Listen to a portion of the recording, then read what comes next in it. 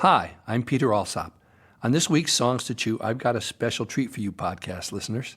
I just finished up my new song, All Our Kids, about the immigrant children being held in detention centers on our U.S. southern border. Those of you who follow my Songs to Chew podcast know that some episodes are for kids and families and come directly from my kids' albums.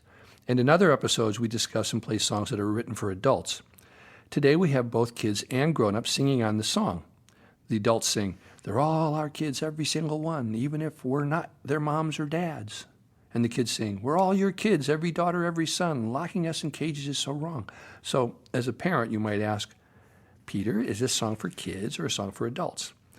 And the way I would answer that is to say, it depends on you. I've never had a problem playing any of my own songs for my own kids, regardless of their age, even songs about loaded issues like human sexuality or death. Frankly, I welcome the opportunity to talk with my children about anything under the sun. What I've found is that I can stop in the middle of a song if it looks like the kids aren't getting it, and ask my child if they understand what I just sang. I ask if they have any questions, and if they do, then it's up to me to figure out a way to make the adult idea as clear as I can to them. I try to come up with images or with a story that will help them understand the adult idea in a way that relates to their kid-sized life. I also know that sometimes I'm not exactly sure how to do that. In those cases, it's okay to say, you know what, I need some time to think about that so I can explain it to you better. And then I take the time to do just that, to think about it and come up with a simpler version that fits in with their own age-appropriate, limited life experience. And then I make sure that I keep my word and always come back and explain. Most of the time, it's us adults who get nervous about explaining things to our kids. That comes from our own fears that we won't be able to explain something or that we ought to protect them from certain concepts. Take death, for example. I don't think there are very many adults who feel confident about what really happens to us when we die. Even those of us who hold strong and certain religious or philosophical beliefs about death would probably agree that we would be hard-pressed to come up with any kind of scientific proof that our purview is the only correct version of what happens to us. And that's part of the mystery and soup of our sometimes painful and sometimes delightful human experience. When our basset hound, George, died, my daughters discovered his still and stiff old body lying in our backyard under his favorite bush. I wanted to take a moment with them and him to remember our good times with him when he was alive. We had a little ceremony with some flowers. I sang a dog song for him. I talked a little about his love for us and also mentioned his painful, unrequited love for a huge female Great Dane who lived up the street. I asked the girls if they had anything they wanted to say. Our eldest, Megan, shared some of her sad feelings with us as we sat on the ground around George's body. We listened to her and were silent for a bit. Then I asked our youngest, Willow, if she had anything she wanted to say.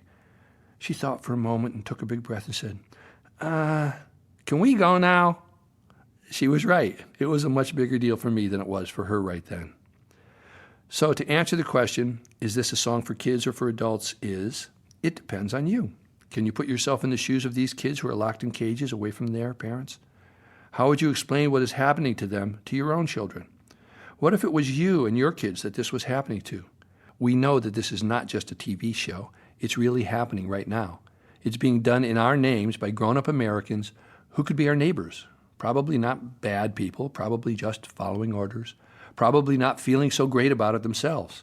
How would you explain this to your kids if they wanted to know what was going on and why? And more importantly, how do you feel about it yourself? Is it okay with you if your children see that your feelings are touched? Are you embarrassed to let them see you when you are sad or crying or maybe really angry?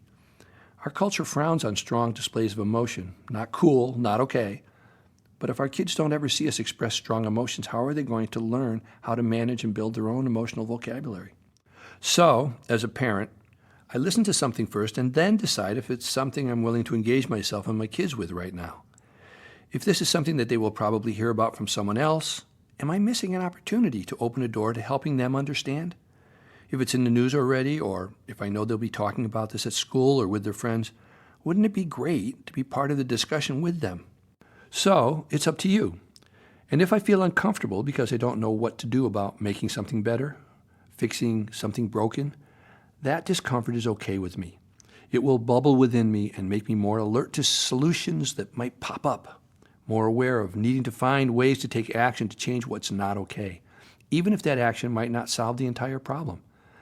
I know that taking some action always moves me closer to finding a solution, especially if that action is singing. That's why I wrote this song. Come on and sing along with us, and let's see what solutions will pop up. I wake up in the morning and listen to the news, stuff that's going on. It shakes me to my shoes. We're putting kids in prisons, it's happening today, but we're gonna make it stop, 'cause it's not okay. They're all our kids, every single one, even if we're not their moms or dads. They're all our kids, every daughter, every son, and it breaks our hearts they're in a place so sad.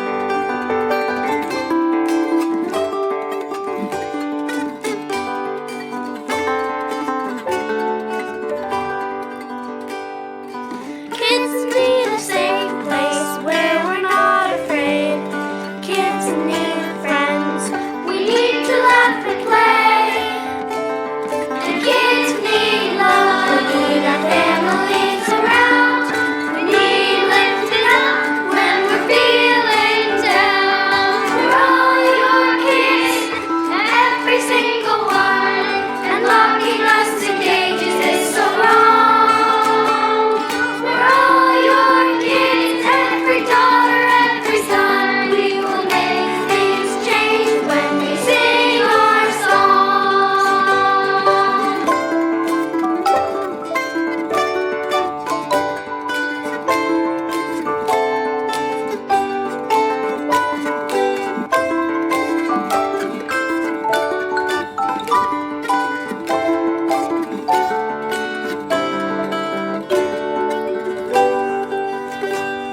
I've written to officials, made some Facebook rants, called my friends and family, my uncles and my aunts, signed petitions to help kids gone to sit-ins, made some calls.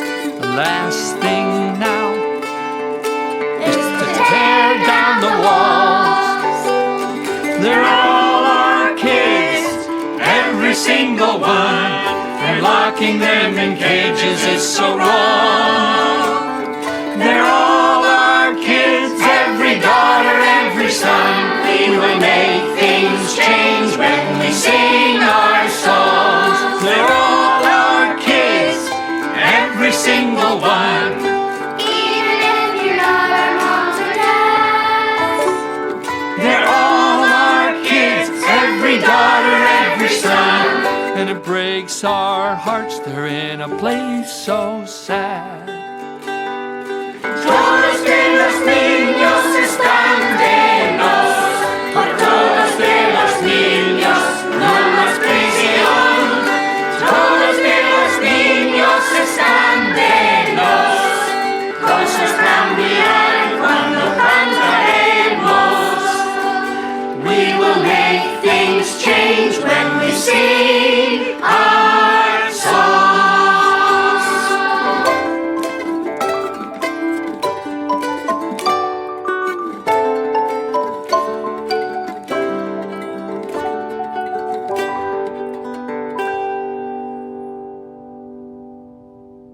So that's it for today. Thanks for caring. Thanks for singing along. I want to thank Greg Hilfman for playing marimba and piano on this, my grandkids Quinlan and Leon for singing with us, along with my wife Ellen and a bunch of my neighbors who are also concerned about the welfare of these immigrant families. And a special thanks to my son-in-law Chad Shepner and his cast of kids from The Greatest Showman who sang with us too. You can find all of my songs and videos on my website at peteralsop.com. And we'll be back next week with Chapter 1 of my In the Hospital album that I did with my old buddy Bill Harley. Bye for now.